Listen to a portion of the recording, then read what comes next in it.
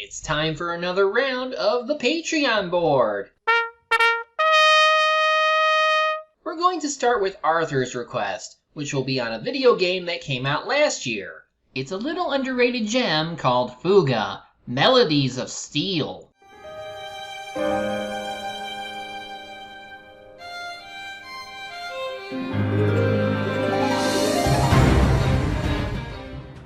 You ever heard of CyberConnect 2? It's the developer behind the .hack series, and Fuga is based on its less popular IP series, Little Tail Bronx. The first game from the latter came all the way back in 1998, Tail Concerto for the PS1. The series then stayed dormant for about 13 years before continuing on with Solitorobo, Red the Hunter for the Nintendo DS. It's at that point that I noticed where they really started to ramp up on world building. There are also a lot of crazy plot twists from Solitorobo, which fans are still talking about to this day. They all added up to a pretty interesting game. But while that series is generally received well by critics, its sales figures aren't impressive, even in Japan. That didn't stop CyberConnect 2 from releasing a short-lived mobile game in 2014 before releasing Fuga in 2022. Unlike the other entries, it's a tactical RPG set 1,000 years before the other games. You'll be guiding 12 children through a war-torn world, and this is as much as I'll say before warning you of spoilers, but if you don't mind those, let us begin. Right away, the game opens with a massive tank speeding forward while some kids talk about saving their parents from the Burman Empire. A voice on a radio on board the tank instructs them on fighting back, leading to our tutorial stage. If you're already wondering how these kids got into this situation to begin with, we get an answer in the middle of the level. There's a flashback to the kids leading normal lives in the free lands of Gosco. Then, one day, one of the kid characters, named Malt, received a warning from the same radio of an imminent attack from the Burman Empire. The army came as predicted and razed the whole village. And while everyone else is captured, Malt and the other kids end up fleeing into a cave. This is where they find the giant tank, which we later learn is called the Tyrannus, which seems to come to life after they beg for some kind of miracle. Guess what the kids want to do with it? Yes. やられてたまるか。行け！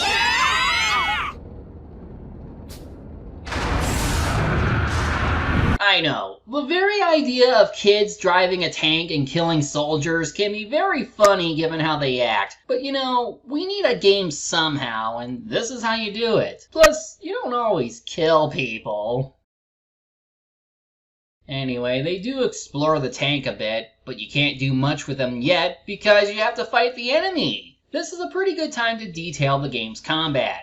Each kid controls a certain type of gun from the 3 turrets. Red equals cannon, yellow equals grenade launcher, and blue equals machine gun. Cannons do the most damage at the cost of accuracy. The machine gun is the polar opposite, while the grenade launcher sits between those two extremes. Besides this, machine gunners can reduce enemy armor and are more effective against aircraft. Grenade launchers mostly apply debuffs that can also make enemies easier to take down, while cannoneers do their best to score multi-hit attacks to do the most damage, while occasionally doing self-buffs. Switching between characters to match the situation is possible, but you won't be able to do it again for 3 whole turns. There's also the option to defend, which could prove useful since enemy units have their own share of deadly abilities. Outside of battle, you'll see the path of progression that you and the kids will take. Icons that have the Burman symbol mean that a battle is coming. There's also a number to show how many waves there are. Then there are symbols to show when you can recover HP or SP, or both, and others to tell you when you can get items or get an intermission. That last instance is where the bulk of the story is told. Toward the end of this path, you encounter your first boss enemy, Colonel Pretzel. He was seen rounding people up earlier, but you can tell he's not cool with doing this. Yet you gotta get past him anyways. And he hits our heroes with a tremendous attack that almost destroys the tank. It's here where we learn that the Tyrannus has the ultimate weapon for these encounters, the Soul Cannon. This thing can wipe out an enemy with a single shot. You need to sacrifice one of the kids as fuel for that attack. And you thought that using kids to fight a war is messed up already. And because this is a tutorial, you have to do this.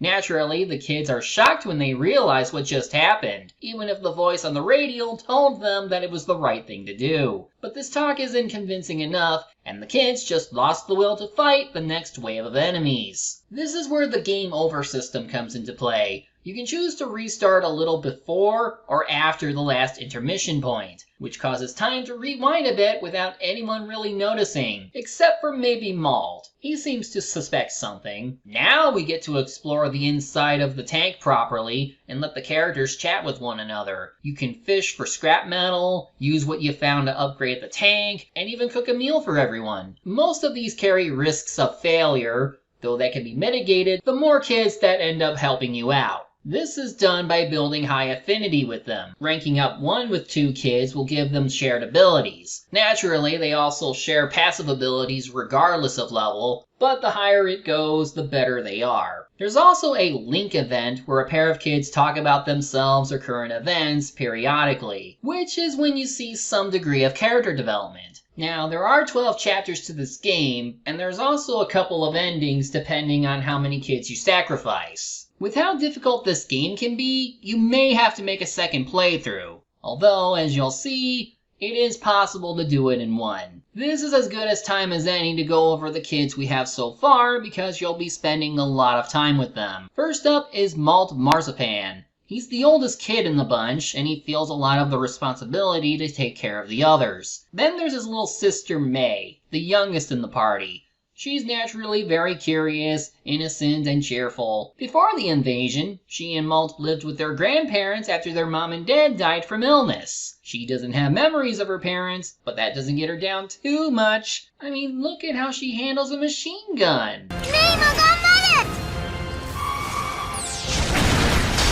The last Kananu you start off with is Soxmillion, the team mechanic and nerd, and he really wants to learn about the Tyrannus and its functions. We also have 3 Felineko kids, starting with Hannah Fondant. She's Malt's childhood friend, maybe even his sweetheart, and the team mom of the roster. Next is Kyle Bavarus, a city kid who acts all tough but is deep down a nice guy. Finally, we have Boran Brioche, a hefty kid with an appetite to match. He's also the biggest coward of the group, but given this depressing setting, that is completely appropriate. He's also the strongest character in the game once you take the time to level him up. There'll be other kids to meet in due time, but we'll get to them later. Anyway, you're taken back in time right before you fight Colonel Pretzel, and to avoid repeating this outcome, you need to make use of your abilities and outsmart him. The trick is to knock out the tower so that it prevents him from recovering armor. Kids that have an affinity level of 2 with each other are able to initiate a link attack after building up their link gauge, which is capable of hitting every enemy on the field. The link attacks vary depending on the combination of kids using their weapons, but they're almost always useful to have. If you do well, you can avoid using the soul cannon. Granted, you can only use it during boss fights.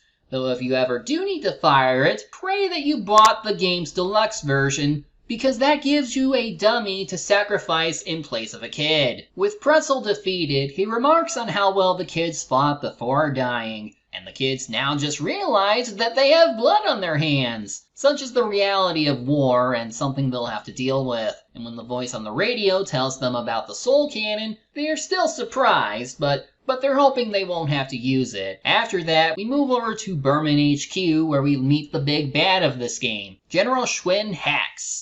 He seems to already know about the Tyrannus and refers to it as like a devil. More on that later. After that boss battle, we're given a chance to enter a village before starting the next chapter. You can trade consumable items for other consumables, since money is useless in a war zone. You can also receive items from villagers, including the Adventures of Sucre, a collectible comic series which you can view from the menu. Anyway, the second chapter opens with a hologram of maybe that woman from the radio. She'll come back later, but for now we gain access to the farm, where we can grow plants and raise animals to help with our efforts. Also, the path of progression now features different branches sorted as safe, normal, or dangerous. The harder the route, the better the rewards. Compared to other games from Little Tail Bronx, Fuga is the hardest to clear if you want to save every child. I cared about them enough to go mostly for the safe or normal routes, at least on my first playthrough. Here, I went dangerous all the way, and they're still not very easy. As we progress, the voice continues to urge the kids to fight. It even dangles the possibility of saving their families if they succeed. The kids are tempted and, oh, look at the nice illustrations! Aren't they just cute? Many different artists worked on these, and they're just the best. Chapter 3 introduces 2 more kids, Chick and Hack Mumplon. They're twins who are slightly older than May, and they are just as rambunctious as she is. They are also looking for their parents, so they join you and act as another grenade launcher and cannoneer respectively. They also love pulling off pranks, and like the other kids, you can't help but enjoy their antics. This is also the point where we get a notebook to keep track of what everyone wants to do. If you fulfill what they want, this will give them an opportunity to enter hero mode during battle. This can occur after they do enough actions, and it's a very strong ability that can swing an encounter, and you can hold on to that option until the next intermission. During your travels, you will also come across ruins that you can check out. You can take up to 3 kids who will shoot any monsters along the way, and they could find upgrades for the tank's facilities and up your team's chances of survival. It's also at this point where you can have kids talk to each other to hopefully snap them out of their depression debuff. If only real life was that simple. Later on, you get the chance to do laundry for free and boost affinities amongst the team. And if your kid doesn't have anything notable, possibly as a result of hero mode, that means they need to use the little duck pan that's up top. You know what this means?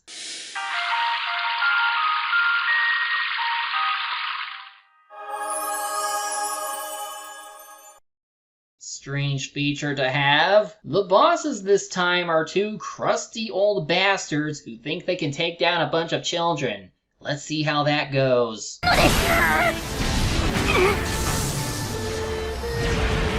Sorry, Molt, but your grandparents are in another castle. By this point, we shift over to the Gosco army that's fighting the Burman Empire. The second in command, Lieutenant Muscat, noticed that someone is beating back the Burman forces. So they'll be tailing our heroes slowly, and we'll see more of them later. Moving on, the mystery girl of light appears again, and she might be separate from the radio woman now. Our kids seem to have gotten used to her presence, but they need to keep moving. We then meet our next child character, Sheena. She's looking for her captured mother and sister after she escaped from a Burman camp with the aid of someone we'll meet later. She's also pretty shy, but she's also talented with magic, which is something that Felaneko are capable of in this series. And unlike Hannah, whose passive ability involves restoring HP with attacks, Sheena's restores SP when attacking. Speaking of Felaneko, most of the enemies we've fought so far belong to the Kananu species, whereas Tail Concerto had mostly Felaneko enemies, and in Solotorobo, it was a little more mixed. Here, though, one of the villains working for the Burmans is a Felaneko named Dr. Blutwurst. He thinks his own kind is inferior due to his upbringing in the Empire,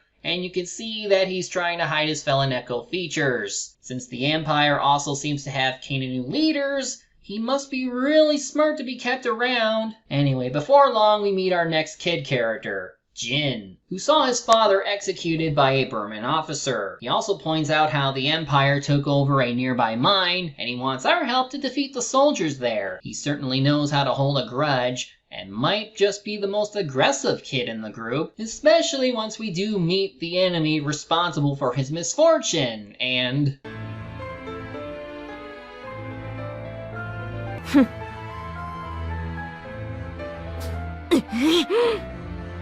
Oh, please, step on me. Gah. This is Flam Kish, daughter of Colonel Pretzel. She's pretty cold-hearted, unlike her dad, but that's not too surprising since we killed him. After we kick her butt, Flam asks that the kids kill her.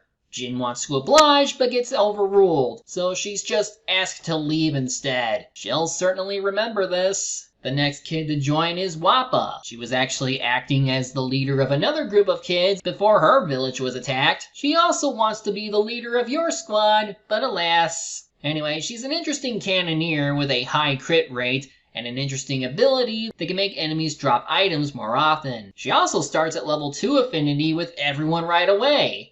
What a good little scamp you are. Soon enough, we get a boss that's just a tank with a huge drill on the front. Believe it or not, I managed to stun lock it in place before it can use its main ability. I did say this game was hard, right? Anyway, we get back to Hax, who's been learning about the Tyrannus from a distance. He muses that he needs a god to deal with a devil. That's us, I guess, but what does this mean? Anyway, we meet the final kid character for this game, Britz Strudel, and I just realized that most of the characters in this game are named after food. He's the kid who saved Sheena before she caught up with us, and the other kids don't trust him cause he's Burman. He explains that he defected after the Burmans killed his father, though we did serve them for a time before his escape. He does join the party and can build affinity like everyone else, but he can't be fuel for the soul cannon. Not that you want to even use the thing, right? Soon enough, we finally face off against Blutwurst. Even the devs say it's okay to hate him given his hatred towards himself and the Felaneko. He does seem to know more about the tank and what Hax is after, but we have more important matters to deal with, like rescuing our folks. His fight is particularly tough because partway through, he can use his strong attacks instantly without worrying about cooldowns. Plus his gas attacks make it difficult if the kids get feared and whatnot. He actually forced me to use the soul cannon. Thank goodness I have a dummy for such an occasion. Afterwards, we go inside the camp and find...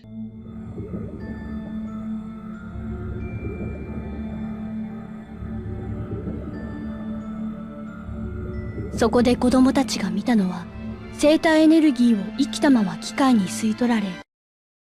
Well, this reminds me of Tales of Xillia quite a lot. Of course, it should be no surprise. Little Tail Bronx tends to have stories about the Felaneko being persecuted by the Kanenu. At least this and Solitorobo have the decency to make their main antagonists dogs, since most media usually make cat villains instead.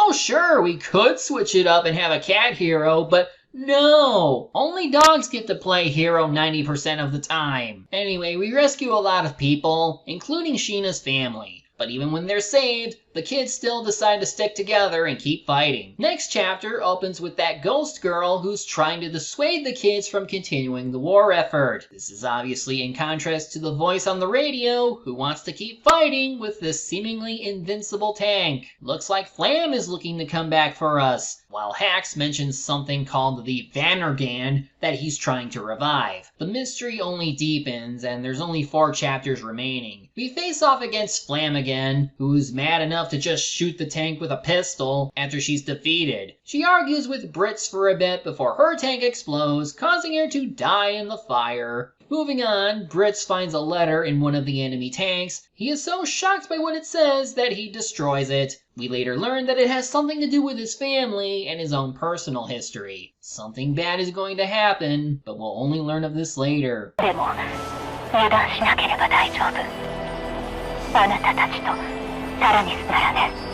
You're a broken record, you know that? We soon arrive at a large fortress inside this volcanic region where we come across another large tank? As if yours isn't? This is the Tarascus, and the heart of the Vannergand, according to the radio. Hax is trying to combine the two beneath the capital of Gosco's main city. He can also hear the radio voice somehow, and he also explains why he's invading Gosco.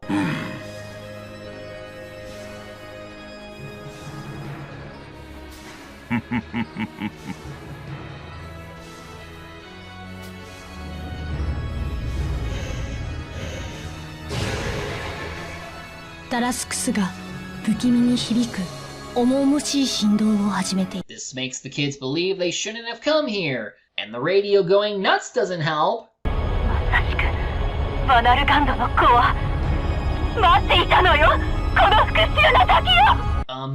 You okay? Lady, Light Girl takes over and we begin our epic battle.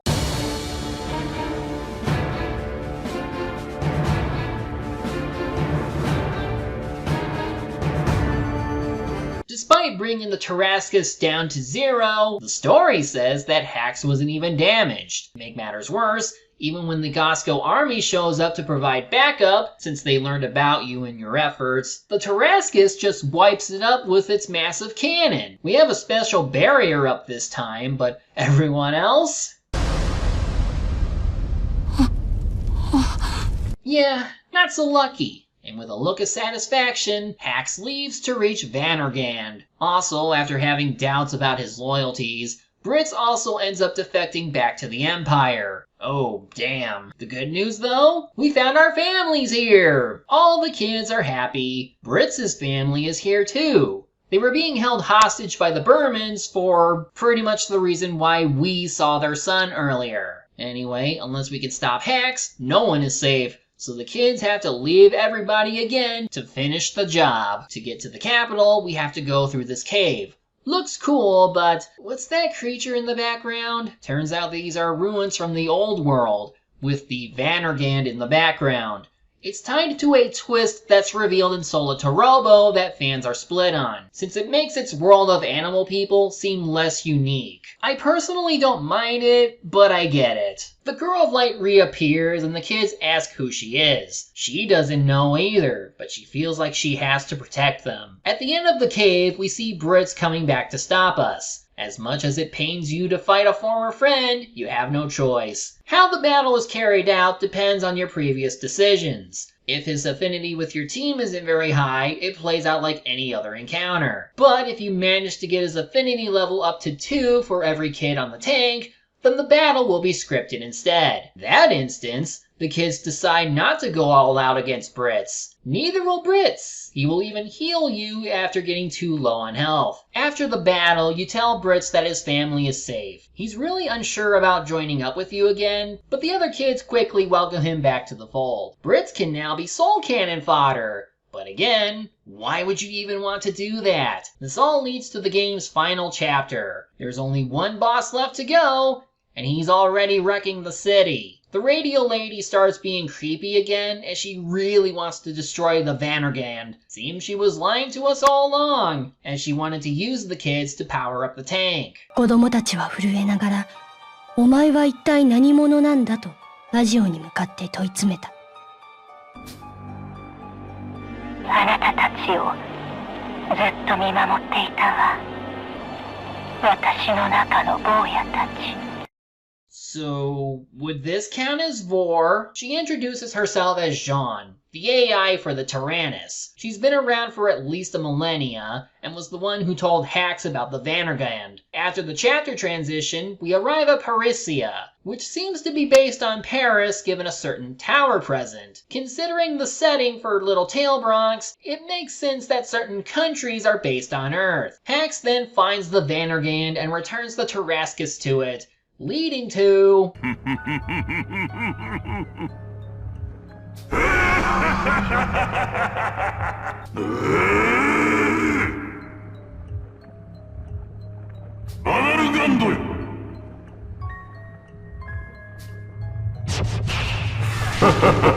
Damn, he looked freaky like that. So yeah, the monster woke up, and we haven't even entered the city yet. Jean goes nuts again by celebrating the Vannergand's awakening. Then the Girl of Light shows up to confront her. Turns out she's a fragment of the AI that's dedicated to protecting the children. This standoff ends with the girl assuming her true form as the real Jean. She says that she's been around past wars waged by humans, but she was created to preserve life rather than taking it. The kids are somewhat confused and concerned, but they take this exposition in stride because they have a job to do. They make their way across the city while the Gosco forces draw the Vannergand's attention. It all comes down to fighting Hax and the Tarrascus, and he's waiting for us down below. He's hell-bent on fulfilling the legend set forth by the evil Jean, and we're here to stop him. He's pulling out all the stops, but with patience and determination, we get his health down to 0.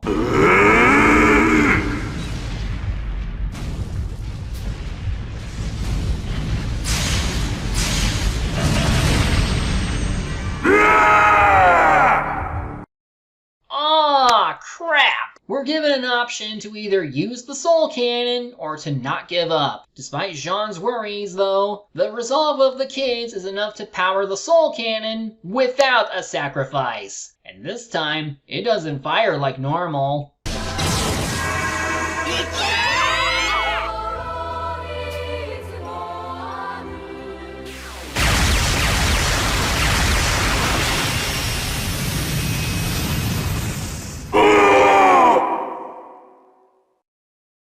We did it! We defeated Hacks! I'm not sure what the heck that weird image we saw for a moment was, but hey, we saved Gasco!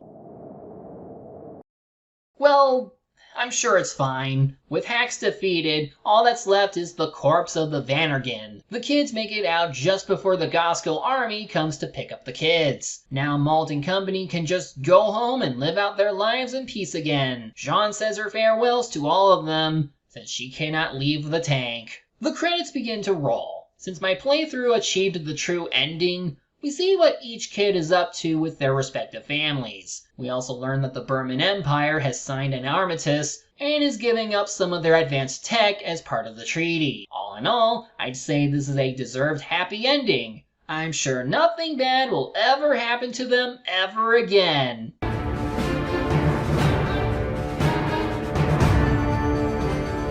Nope, that doesn't happen. It ends here, and nothing bad happens to the kids ever again. Yeah, there's a sequel that's coming out soon, despite this one not selling well. Credit to CyberConnect 2 for being passionate enough about this series, and let's hope that more people could be more aware of this game and the series it came from. Speaking of, the true ending has a stinger taking place 700 years after Fuga. We see someone lamenting about the state of the world, and he's going to do something about it. This is part of the history that would lead into the events seen in Solitarobo, Red the Hunter. There's also a secret movie you can unlock too that ties into the sequel, but I wasn't able to unlock it, however that may be. Anyway, Fuga Melodies of Steel is an experience. It draws you into its world, gets you to care for its cast, and has you take part in some pretty challenging gameplay relative to other CC2 games. The art of this game is very pleasant to look at,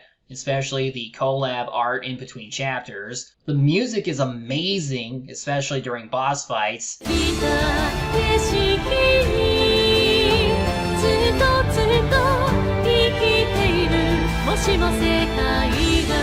And the voice cast in Japanese or French is also good too. So if you have time for a tactical RPG with a reasonable challenge and enjoyable story, I would highly recommend this. It's just a humble little game by a company that deserves more recognition for their original titles. Next time, we get another incredible piece of media from Nickelodeon. I'll see you then.